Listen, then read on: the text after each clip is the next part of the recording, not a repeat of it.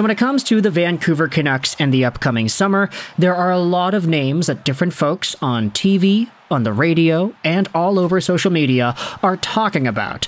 Guys that the Vancouver Canucks should sign, guys that the Vancouver Canucks should trade away from their team, guys they should trade for. It's always a pretty mixed bag. But there usually are the same guys popping up every once in a while, right? The Nachuses, the Gensels, the Ilya Mikheyevs, all the guys in trade talk and signing talk.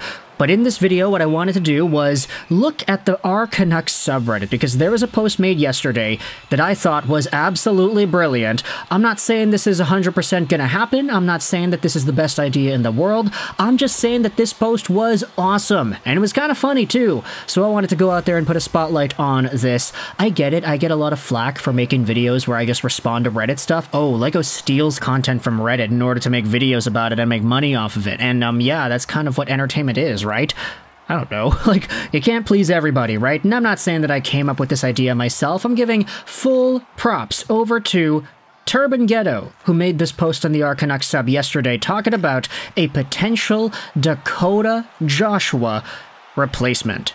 Joshua, of course, is a physical beast, a playmaking, goal-scoring, super important player, and one of the guys that acted as a pulse for the Vancouver Canucks in 2023-2024. Sure, he kind of disappeared throughout certain moments of the year, especially in the latter half of the series against Nashville and the Oilers, but for the most part, Dakota Joshua started out each of those series flying high. He had scored multiple points, and at different points in the season, you can say he was the best forward on the Vancouver Canucks. He's so talented, and at a contract that was so cheap that him making $3.5 million a year next year on the free agent market doesn't sound all too ridiculous. Sure, you would prefer that to not be with Vancouver. If he were to stick around here, he probably would be helping the team out more if he signed for less.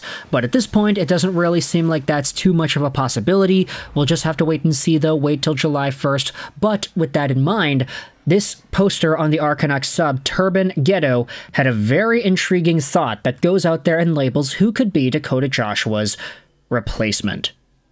Jagger Joshua. Yeah, his brother.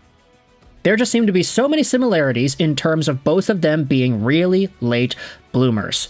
Now, before we dive into the compare and contrast, let's go out there and talk about Jagger Joshua out of the Wilkes-Barre Scranton Penguins in the AHL. He's 25 years old, 6'2", 201, left-handed left-wing guy, and his contract is reportedly only for the AHL's Penguins, not the regular Pittsburgh Penguins. He is signed on in the AHL. If you wanted to compare and contrast Jagger Joshua and Dakota Joshua, because Jagger is 1999 born, he is younger than Dakota, then we can use the Elite Prospects compare and contrast tool to help us out. It's a little easier to follow than just going off of the text post on the R Canucks sub.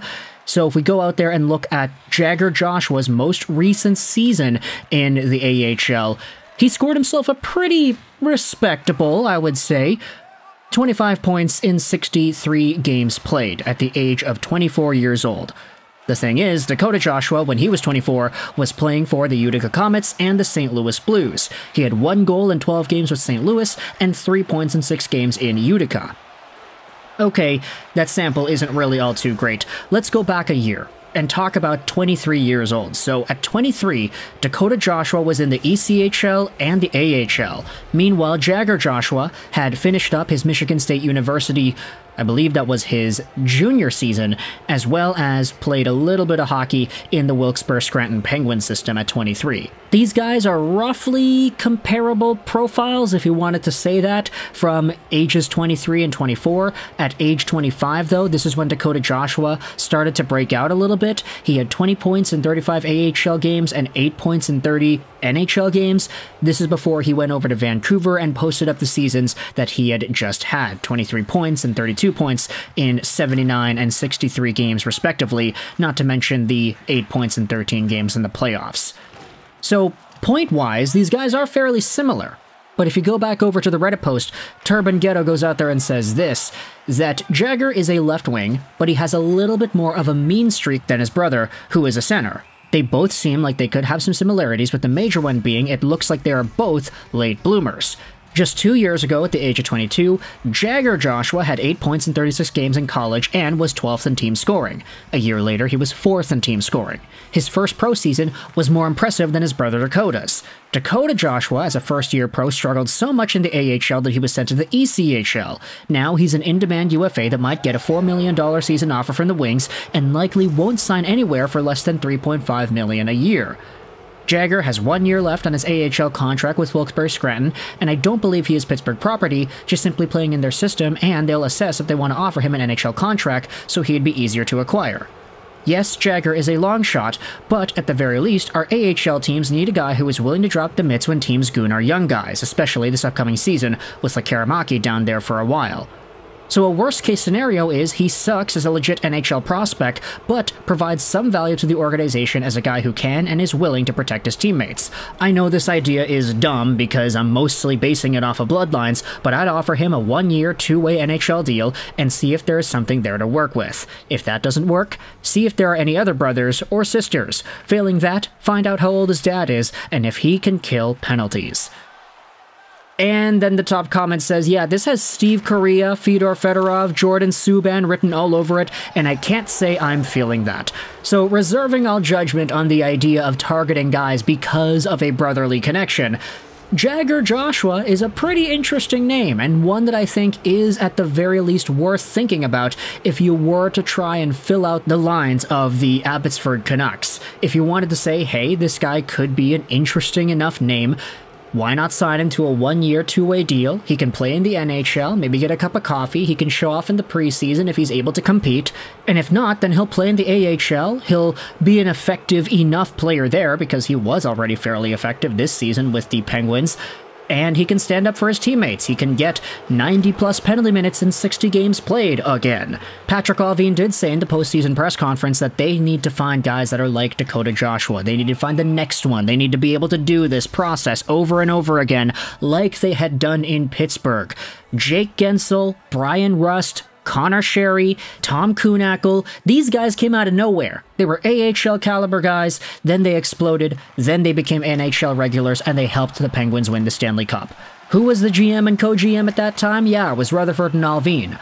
These guys know what it takes to find diamonds in the rough, cheap contracts on guys that can provide so much more value than what their dollar amounts would imply. Dakota Joshua was just the most extreme example of this so far with the Vancouver Canucks, and if his brother Jagger has some sort of a similar progression and explosion of talent immediately after hitting his mid-20s, then there could be something here. But we'll have to wait and see.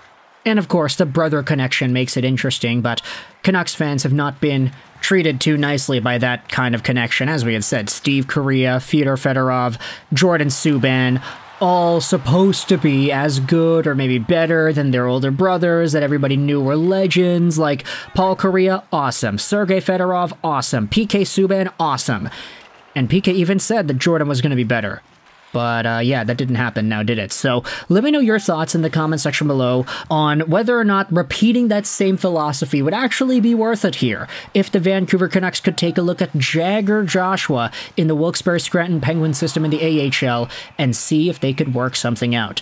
If the Canucks need to find the next Dakota Joshua, then why not try his younger brother? Do you think this is worth going after? And if you're a Pittsburgh Penguins fan, what can you tell us about Jagger Joshua and the way he plays? Is this somebody worth thinking about, or is this just a guy who is slowly making his way in pro hockey, whose profile and progression isn't really significant enough to take a chance on? Let me know your thoughts in the comment section below. I hope you enjoyed this video, and bye.